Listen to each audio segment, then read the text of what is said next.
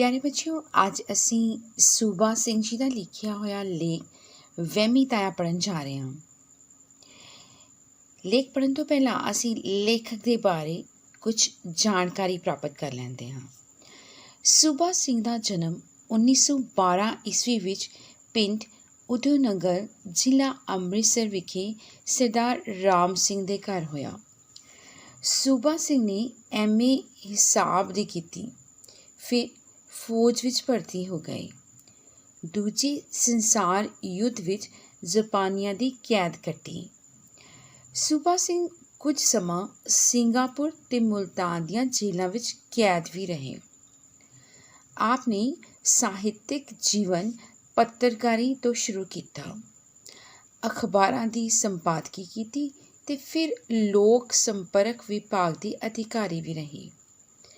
ਇਸ ਪਿੱਛੋਂ ਪੰਜਾਬੀ ਯੂਨੀਵਰਸਿਟੀ ਵਿਖੇ ਪੰਜਾਬੀ ਵਿਉਂਤ ਤੇ ਵਿਕਾਸ ਵਿਭਾਗ ਦੇ director, Punjab state university text book store board ਦੇ ਡਾਇਰੈਕਟਰ ਅਤੇ ਪੰਜਾਬ ਸਕੱਤਰੇਤ ਵਿੱਚ ਪ੍ਰੈਸ ਸਕੱਤਰ ਰਹੇ। ਸੂਬਾ ਸਿੰਘ ਹਾਸ ਵਿਅੰਗ ਦਾ ਲੇਖਕ ਕਰਕੇ ਜਾਣੇ ਜਾਂਦੇ ਸਨ। ਅਤ ਗੰਭੀਰ ਗੱਲ ਨੂੰ ਹਾਸੇ ਦੀ ਸੁਰ ਵਿੱਚ ਪੇਸ਼ ਕਰ ਸਕਦੇ ਸਨ ਅਤੇ ਅਤ ਹਾਸੇ ਵਾਲੀ ਗੱਲ ਨੂੰ ਅਤ ਗੰਭੀਰ ਸੁਰ ਵਿੱਚ। ਇਉਂ ਪਾਠਕ ਉਹਨਾਂ ਦੀ ਰਚਨਾ ਨੂੰ ਸਵਾਦ ਲੈ ਕੇ ਪੜ੍ਹਦਾ ਹੈ। ਕਵਿਤਾ ਦੇ ਖੇਤੇ ਵਿੱਚ ਹੀਰ ਸੂਬਾ ਸਿੰਘ ਬਹੁਤ ਮਕਬੂਲ ਹੋਈ। ਅੱਗ ਤੇ ਪਾਣੀ, ਤੋਪਾਂ ਦੇ ਪਰਛਾਵਿਆਂ ਥੱਲਿਓ ਗਲਤੀਆਂ ਤੇ ਅਲੋਪ ਹੋ ਰਹੇ ਚੇਟਕ ਉਹਨਾਂ ਦੀਆਂ ਪ੍ਰਸਿੱਧ ਪੁਸਤਕਾਂ ਹਨ। ਸੋ ਉਹਨਾਂ ਦਾ ਲਿਖਿਆ ਹੋਇਆ ਲੇਖ ਪੜ੍ਹਦੇ ਹਾਂ। ਵਹਿਮੀ ਤਾਇਆ। ਤਾਇਆ ਮਨਸਾ ਰਾਮ ਨੂੰ ਸਾਰਾ ਮੁਹੱਲਾ ਵਹਿਮੀ ਤਾਇਆ ਸਮਝਦਾ ਅਤੇ ਪਿੱਠ ਪਿੱਛੋਂ ਆਖਦਾ ਵੀ ਹੈ। ਮੁਹੱਲੇ ਵਾਲਿਆਂ ਦਾ ਇਹਦੇ ਵਿੱਚ ਕਸੂਰ ਵੀ ਕੋਈ ਨਹੀਂ। ਕਸੂਰ ਮਤਲਬ ਦੋਸ਼। ਮੁਹੱਲੇ ਵਾਲਿਆਂ ਦਾ ਇਹਦੇ ਵਿੱਚ ਕੋਈ ਵੀ ਦੋਸ਼ ਨਹੀਂ ਹੈ। ਵਹਿਮ ਕੋ ਵਾਟ ਤੋਂ ਵੀ ਤਾਏ ਮਨਸਾ ਰਾਮ ਨੂੰ ਉੱਡ ਕੇ ਚੰਬੜਦਾ ਹੈ। ਅਸਲ ਗੱਲ ਤਾਂ ਇਹ ਹੈ ਕਿ ਤਾਏ ਨੂੰ ਵੀ ਵਹਿਮਾਂ ਨਾਲ ਸ਼ੁਰੂ ਤੋਂ ਹੀ ਇਸ਼ਕ ਦੀ ਹੱਦ ਤੱਕ ਪੁੱਜਿਆ ਹੋਇਆ ਸਨੇਹ ਕਿਹਾ ਰਿਹਾ ਹੈ। ਸਨੇਹ ਮਤਲਬ ਪ੍ਰੇਮ, ਇਸ਼ਕ ਮਤਲਬ ਪਿਆਰ। ਉਸਨੇ ਸਾਰੀ ਜ਼ਿੰਦਗੀ ਉਹਨਾਂ ਦੇ ਨਾਲ ਨਿਭਾਈ ਹੈ। ਜਿਹੜਾ ਵੀ ਵਹਿਮ ਆਇਆ ਉਹਨੂੰ ਜਿਉਂ ਆਇਆ ਨੂੰ ਆਖਿਆ ਅਤੇ ਗੱਲ ਨਾਲ ਲਾ ਕੇ ਰੱਖਿਆ। ਮਜਾਲ ਕਿ ਉਹਨੂੰ ਥੋੜ੍ਹੇ ਕਿਤੇ ਵਿਛੋੜਿਆ ਹੋਵੇ। ਮੈਨੂੰ ਯਾਦ ਹੈ ਜਦੋਂ ਮੈਂ ਪਹਿਲੀ ਵਾਰ ਤਾਏ ਮਨਸਾ ਰਾਮ ਨੂੰ ਮਿਲਿਆ, ਉਸ ਵੇਲੇ ਇਹ ਵਹਿਮ ਉਹਦਾ ਸਾਥੀ ਸੀ ਕਿ ਮੈਨੂੰ ਤਾਂ ਮਾੜੀ ਮਾੜੀ ਭੱਖ ਰਹਿੰਦੀ ਹੈ। ਤਾਇਆ ਹੱਟੀ ਵਿੱਚ ਬੈਠਾ ਸੀ। ਮੈਂ ਅੰਦਰ ਲੰਘਿਆ ਤਾਂ ਵੇਖਦਾ ਕੀ ਹਾਂ ਕਿ ਉਹਦੇ ਸੱਜੇ ਹੱਥ ਦੀਆਂ ਉਂਗਲੀਆਂ ਦੇ ਪੋਟੇ ਖੱਬੇ ਹੱਥ ਦੀ ਨਬਜ਼ ਉੱਪਰ ਸਨ।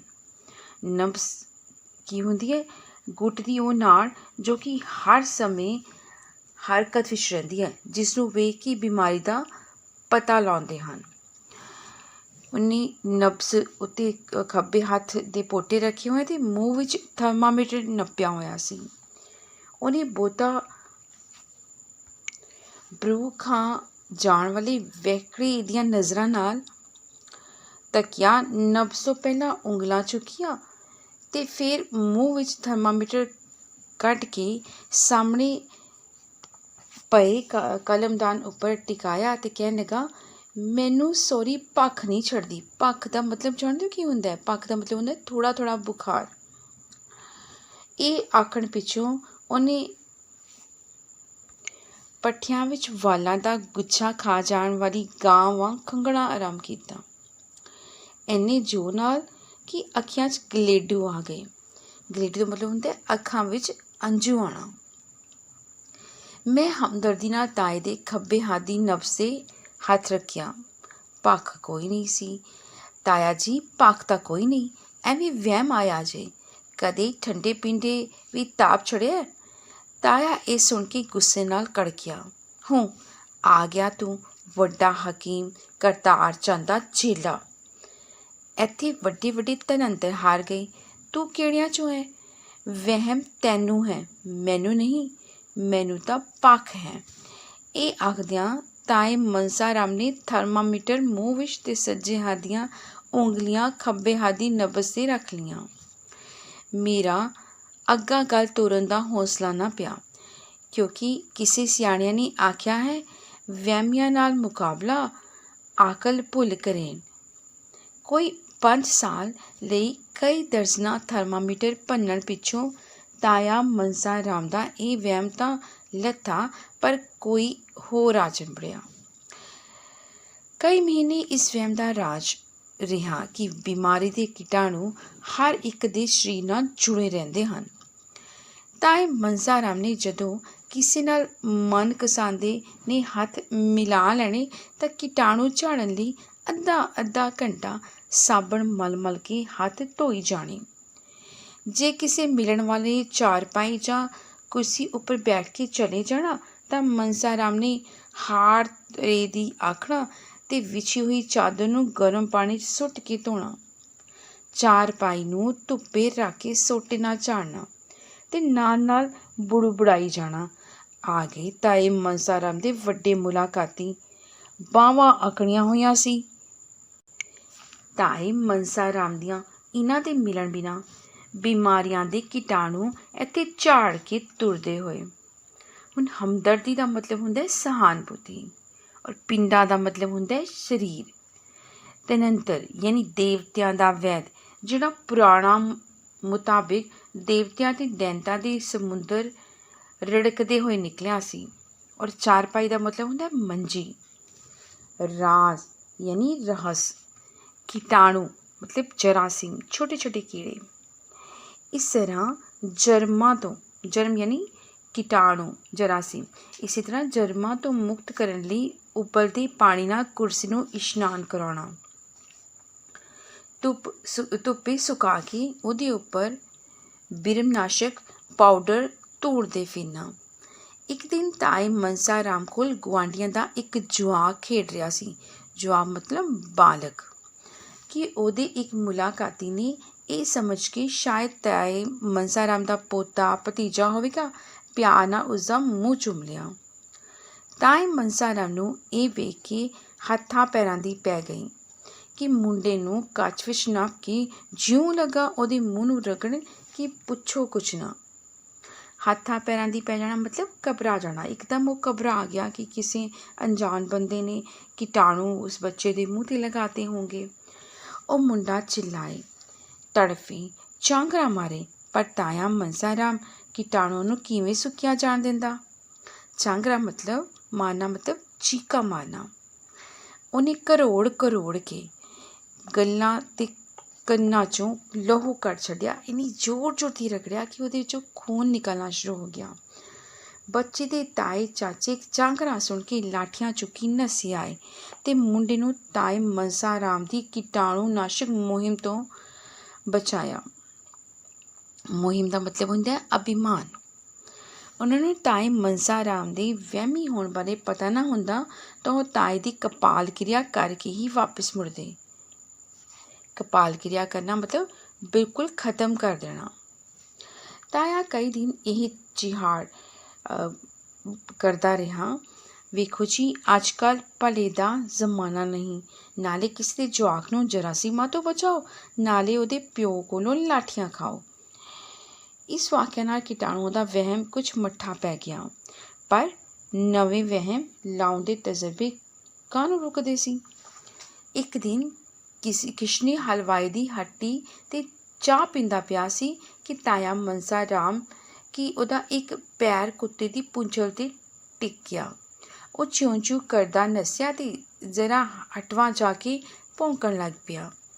ਤਾਇਆ ਮਨਸਾ ਰਾਮ ਨੇ ਆਪਣੇ ਪੈਰ ਫੜ ਕੇ ਰੋਲਾ ਚੁੱਕ ਲਿਆ। ਲੋ, ਕਰ ਗਿਆ ਜੇ ਕਾਰਾ। ਕਿਸ਼ਨਾ ਕਹਿਣ ਲੱਗਾ, ਤਾਇਆ ਮਨਸਾ ਰਾਮ, ਕੁੱਤੇ ਨੇ ਤੈਨੂੰ ਦੰਦ ਨਹੀਂ ਲਾਇਆ? ਤਾਇਆ ਬੋਲਿਆ, ਵਾਹ ਕਿਸ਼ਨਿਆ ਵਾਹ, ਤੈਨੂੰ ਕੀ ਪਤਾ ਕੁੱਤਿਆਂ ਦਾ ਦੰਦ ਭਾਵੇਂ ਨਹੀਂ ਲਾਇਆ ਪਰ ਕਾਰਾ ਤਾਂ ਕਰ ਗਿਆ ਨਾ। ਅੱਜ ਕੱਲ੍ਹ ਦੇ ਕੁੱਤੇ ਤਾਂ ਦੰਦ ਲਾਇਆ ਬਗੈਰ ਵੱਢ ਜਾਂਦੇ ਨੇ। ਇਸ ਜਨੌਰ ਦੀ ਤਾਂ ਹਵਾੜ ਵੀ ਮਾੜੀ। ਤਾਏ ਮਨਸਾ ਰਾਮ ਨੇ 14 ਟੀਕੇ ਵੱਖੀ 'ਚ ਲਵਾਏ ਅਤੇ ਉਹਨੂੰ ਵਹਿਮ ਹੋ ਗਿਆ ਕਿ ਹਰ ਕੁੱਤਾ ਉਹਨੂੰ ਵੱਢਣ ਲਈ ਫਿਰਦਾ ਹੈ। ਇਸ ਲਈ ਕੋਈ ਸਾਲ ਭਰ ਉਹਦੀ ਹਾਲਤ ਰਹੀ ਕਿ ਮਾੜਾ ਮੋਟਾ ਕਤੂਰਾ ਨਜ਼ਰੇ ਪਿਆ ਨਹੀਂ ਅਤੇ ਤਾਏ ਮਨਸਾ ਰਾਮ ਨੇ ਉਹ ਤੋਂ ਬਚ ਨਿਕਲ ਜਾਣ ਲਈ ਹਰਨ ਚੌਕੜੀਆਂ ਭਰੀਆਂ ਨਹੀਂ। ਮੈਨੂੰ ਪਤਾ ਨਹੀਂ ਤਾਏ ਮਨਸਾ ਰਾਮ ਨੂੰ ਇਸ ਵਹਿਮ ਨੇ ਅਜੇ ਵਿਛੋੜਾ ਦਿੱਤਾ ਕਿ ਨਹੀਂ, ਪਰ ਕੁਝ ਮਹੀਨੇ ਹੋਏ ਉਹਨੇ ਅੱਧੀ ਰਾਤ ਨੂੰ ਇੱਕ ਹੋਰ ਵਹਿਮ ਦੇ ਲੋਰ ਵਿੱਚ ਮੇਰਾ ਬੂਹਾ ਆ ਖੜਕਾਇਆ, ਛੇਤੀ ਚਾਰਾ ਕਰ ਲਿਓ ਨਹੀਂ ਤਾਂ ਮਨਸਾ ਰਾਮ ਤਾਂ ਗਿਆ। ਮੈਂ ਡਰ ਗਿਆ ਕਿ ਉਹ ਸੁੱਖ ਤਾਂ ਹੈ। ਸੁੱਖ ਹੁੰਦਾ ਤਾਂ ਮੈਂ ਅੱਧੀ ਰਾਤ ਤੇਰੇ ਕੋਲ ਦੋਧੇ ਬਣਾਉਣ ਆਉਣਾ ਸੀ। ਆਹ ਦੇਖੋ ਗੋਡੇ ਦੀ ਚੱਪਣੀ। ਕੀ ਹੋਇਆ ਤਾਇਆ? ਖਾਸ ਗੱਲ ਤਾਂ ਮੈਨੂੰ ਜਾਪਦੀ ਨਹੀਂ। ਤਾਏ ਨੇ ਨਿਹੋਰੇ ਨਾਲ ਉੱਤਰ ਮੁੜਿਆ। ਖਾਸ ਗੱਲ ਕਿਉਂ ਨਹੀਂ? ਜਿੱਥੇ ਮੈਂ ਡਿੱਗਿਆ ਉੱਥੇ ਘੋੜਿਆਂ ਦੀ ਲਿੱਦ ਪਈ ਸੀ। ਜੇ ਟੀਕਾ ਨਾ ਲੱਗਿਆ ਤਾਂ ਸਵੇਰ ਨੂੰ ਟੈਟਨਸ ਨਾਲ ਤਾਇਆ ਮਨਸਾ ਰਾਮ ਬੰਨੇ ਸਮਝ ਲੈ। 100 ਬੂਹੇ ਖੜਕਾਏ, ਬਥੇਰੀਆਂ ਬਾਂਗਾਂ ਮਾਰੀਆਂ, ਪਰ ਉਸ ਵੇਲੇ ਕੋਈ ਡਾਕਟਰ ਬੂਹਾ ਨਾ ਖੋਲ੍ਹੇ। ਆਖਿਰਕਾਰ ਇੱਕ ਮੰਚਲੇ ਡਾਕਟਰ ਨੇ ਹੌਸਲਾ ਕਰਕੇ ਦਰਵਾਜ਼ਾ ਖੋਲ੍ਹਿਆ। ਉਹਨੇ ਗੋਡੇ ਦੀ ਝਰੀਟ ਵੇਖੀ ਅਤੇ ਤਾਏ ਮਨਸਾ ਰਾਮ ਦੀ ਵਿਥਿਆ ਸੁਣੀ। ਇੱਕ ਮਿੰਨੀ ਜਿਹੀ ਮੁਸਕਣੀ ਨਾਲ ਉਹਨੇ ਸੂਆ ਤੱਤਾ ਕਰਕੇ ਖੋਭ ਦਿੱਤਾ। ਰਾਜਗਾਈ ਦੀ ਖੇਚਲ ਅਤੇ ਦਵਾਈ ਦੇ ਮਿਲਾ ਕੇ 60 ਰੁਪਏ ਰਖਵਾ ਲਏ ਤਾਂ ਪਿੱਛੇ ਮੁੜਨ ਦਿੱਤਾ। ਉਹਨੇ ਵਿੱਚ ਜਨੌਰ ਦਾ ਮਤਲਬ ਹੁੰਦਾ ਜਾਨਵਰ, ਔਰ ਹਰਨ ਚੌਕੜੀਆਂ ਭਰਨ ਦਾ ਮਤਲਬ ਹੁੰਦਾ ਡਰ ਕੇ ਦੌੜਨਾ। ਦੋਧੇ ਬਣਾਉਣ ਦਾ ਮਤਲਬ ਹੁੰਦਾ ਸੌਖਾ ਕੰਮ ਕਰਾਉਣਾ। ਚਾਰਾ ਮਤਲਬ ਢੰਗ, ਹੀਲਾ ਜਾਂ ਉਪਾਅ। ਨਿਹੋਰੇ ਨਾਲ ਯਾਨੀ ਬੋਲੀ ਮਾਰਨੀ, ਮਿਹਣੇ ਮਾਰਨੇ, ਗਿਲੇ ਕਰਨੇ। ਟੈਟਨਸ ਇੱਕ ਬਿਮਾਰੀ ਦਾ ਨਾਮ ਹੁੰਦਾ ਹੈ। ਲੋਰ ਮਤਲਬ ਨਸ਼ਾ। ਬਾਂਗਾਂ ਮਾਰੀਆਂ ਮਤਲਬ ਆਵਾਜ਼ ਮਾਰਨੀ। ਮੰਚਲਾਂ ਦਾ ਮਤਲਬ ਹੁੰਦਾ ਸ਼ਰਾਰਤੀ। ਵਿਥਿਆ ਮਤਲਬ ਕਹਾਣੀ। ਸੂਆ ਟੀਕਾ ਜਿਹਨੂੰ ਇੰਜੈਕਸ਼ਨ ਕਹਿੰਦੇ ਹੋ। ਤੱਤਾ ਮਤਲਬ ਗਰਮ। ਤਾਇਆ ਮਨਸਾ ਰਾਮ ਨੂੰ ਇਹਨਾਂ ਤੋਂ ਇਲਾਵਾ ਲੱਗੇ ਹੋਏ ਨਿੱਕੇ ਮੋਟੇ ਵਹਿਮਾਂ ਦੀ ਗਿਣਤੀ ਦਾ ਅੰਤ ਨਹੀਂ। ਜੇ ਕਿਸੇ ਦਿਨ ਸੁਣ ਲਈ ਜਾਂ ਅਖਬਾਰ ਵਿੱਚ ਪੜ੍ਹ ਲਏ ਕਿ ਫਲਾਣੀ ਥਾਂ ਬੱਸਾਂ ਦੀ ਟੱਕਰ ਹੋ ਗਈ ਜਾਂ ਰੇਲਾਂ ਵਿੱਚ ਭਿੜ ਗਈਆਂ ਜਾਂ ਹਵਾਈ ਜਹਾਜ਼ ਡਿੱਗ ਪਿਆ ਤਾਂ ਉਹ ਫੌਰਨ ਮੱਥੇ ਹੱਥ ਮਾਰ ਕੇ ਕਹੇਗਾ, ਮੈਂ ਆਖਿਆ ਸੀ ਭਾਈ ਪਾਥੀਆਂ ਵਾਲਾ ਗੱਡਾ ਅੱਗਿਓਂ ਮਿਲਿਆ ਜੇ, ਨਾ ਜਾਓ। ਹੁਣ ਪਤਾ ਨਹੀਂ ਸਾਡੇ ਪਿੰਡ ਦਾ ਫਲਾਣਾ ਆਦਮੀ ਬਚਿਆ ਕਿ ਨਹੀਂ। ਉਹਨੂੰ ਇਹ ਵਹਿਮ ਹੈ ਕਿ ਹਾਦਸਾ ਕਿਧਰੇ ਵੀ ਹੋਵੇ। ਉਹਦੇ ਨਿਕਟਵਰਤੀਆਂ ਜਾਂ ਮਹੱਲੇਦਾਰਾਂ ਵਿੱਚੋਂ ਕੋਈ ਜੇ ਮਰਿਆ ਨਹੀਂ ਤਾਂ ਫੱਟੜ ਜ਼ਰੂਰ ਹੋਇਆ ਹੋਵੇਗਾ। ਹੁਣ ਹਾਦਸਾ ਦਾ ਮਤਲਬ ਹੁੰਦਾ ਦੁਰਘਟਨਾ। ਫੱਟੜ ਹੋਣ ਦਾ ਮਤਲਬ ਹੁੰਦਾ ਜ਼ਖਮੀ ਹੋਣਾ। ਤਕੜਾ ਮਤਲਬ ਮਜ਼ਬੂਤ। ਉਹ ਸਰੀਰ ਦਾ ਤਕੜਾ ਹੈ, ਉਹਨੂੰ ਜ਼ਾਹਿਰਾ ਕੋਈ ਰੋਗ ਨਹੀਂ, ਸੰਤਾਪ ਨਹੀਂ। ਜ਼ਮੀਨ ਹੈ, ਮਕਾਨ ਹੈ, ਭਰਾ ਹਨ, ਉਹਨਾਂ ਦੇ ਪੁੱਤਰ ਪੋਤਰੇ ਤਾਏ ਦੇ ਆਗਿਆਕਾਰੀ ਹਨ। ਪਰ ਜਦੋਂ ਪੁੱਛੀਏ ਤਾਇਆ ਮਨਸਾ ਰਾਮ ਕੀ ਹਾਲ ਚਾਲ ਨੇ ਤਾਂ ਉਹ ਇੱਕੋ ਸਾਹੇ ਕਹੀ ਜਾਏਗਾ, ਪੁੱਛ ਕੁਛ ਨਾ, ਮੰਦੇ ਹਾਲ ਤੇ ਪੌਂਕੇ ਦਿਹਾੜੇ। ਨਾ ਗਰਮ ਚੀਜ਼ ਪਚਦੀ ਹੈ ਨਾ ਬਾਦੀ। ਢਿੱਡ ਵਿੱਚ ਅਫਾਰਾ ਨਹੀਂ ਹਟਦਾ। ਸਿਰ ਨੂੰ ਚੱਕਰ ਆਉਂਦੇ ਹੀ। ਲੱਕ ਤੋਂ ਉੱਠਿਆ ਜਾਏ ਤਾਂ ਆਦਮੀ ਕੰਮ ਕਰੇ। ਅੱਖੀਆਂ 'ਚੋਂ ਸੇਕ ਨਿਕਲਦਾ ਏ। ਸਾਹ ਨਾਲ ਸਾਹ ਨਹੀਂ ਰਲਦਾ। ਨਾੜਾਂ ਵਿੱਚ ਜਿਵੇਂ ਕਿਸੇ ਨੇ ਸਿੱਕਾ ਢਾਲ ਛੱਡਿਆ ਏ। ਚੁਰਿਸਤੇ ਵਾਲੀ ਕਿੱਕਰ 'ਤੇ ਪਿਛਲਾ ਮਹੀਨਾ ਰੋਜ਼ ਮੌਲੀਆਂ ਬੱਧੀਆਂ। ਮਾਂ ਦੀ ਦਾਲ 'ਤੇ ਚੌਲਾਂ ਦਾ ਟੂਣਾ ਕੀਤਾ। ਮੱਝਾਂ ਫੇਰ ਦੁੱਧ ਨਹੀਂ ਪਿਲਾਉਂਦੀਆਂ। ਜੇ ਸੱਚੀ ਪੁੱਛੇ ਤਾਂ ਹਾਲ ਉਹ ਮਾੜਾ ਵੀ ਨਹੀਂ, ਪਰ ਚੰਗਾ ਵੀ ਕਿਵੇਂ ਆਖਾਂ। ਪਰਸੋਂ ਸੰਦੂਰ, ਤਿਲਚੋਲੀ, ਮੂੰਗੀ ਮਸਰਾਂ ਅਤੇ ਚਾਕੂ ਦਾ ਟੂਣਾ ਕੀਤਾ। ਭਾਈ ਪਿੰਡ ਤੋਂ ਬਲਾ ਟਲੇ, ਪਰ ਹੋਇਆ ਪਤਾ ਕਿ ਟੂਣੇ ਲਾਗਿਓ ਇੱਕ ਹਾਲੀ ਲੰਘਿਆ। ਉਹਨੇ ਸੰਦੂਰ ਬਲਦਾਂ ਦੇ ਸਿੰਗਾਂ 'ਤੇ ਮਲ ਦਿੱਤਾ, ਦਾਲਾਂ ਦਾ ਫੱਕਾ ਮਾਰ ਲਿਆ, ਚਾਕੂ ਨੂੰ ਚਾਦਰ ਦੀ ਕਰਨੀ ਨਾਲ ਪੂੰਝ ਕੇ ਬੋਝੇ 'ਚ ਇਹ ਆਖਦਿਆਂ ਪਾ ਲਿਆ, ਚਲੋ ਇਹਦੇ ਨਾਲ ਖਰਬੂਜ਼ੇ ਚੀਰਿਆ ਕਰਾਂਗੇ। ਹੁਣ ਤੁਸੀਂ ਦੱਸੋ ਤਾਇਆ ਮਨਸਾ ਰਾਮ ਵਹਿਮ ਕਰੇ ਕਿ ਨਾ। 1 ਮਹੀਨਾ ਪਹਿਲੇ ਦੀ ਗੱਲ ਹੈ।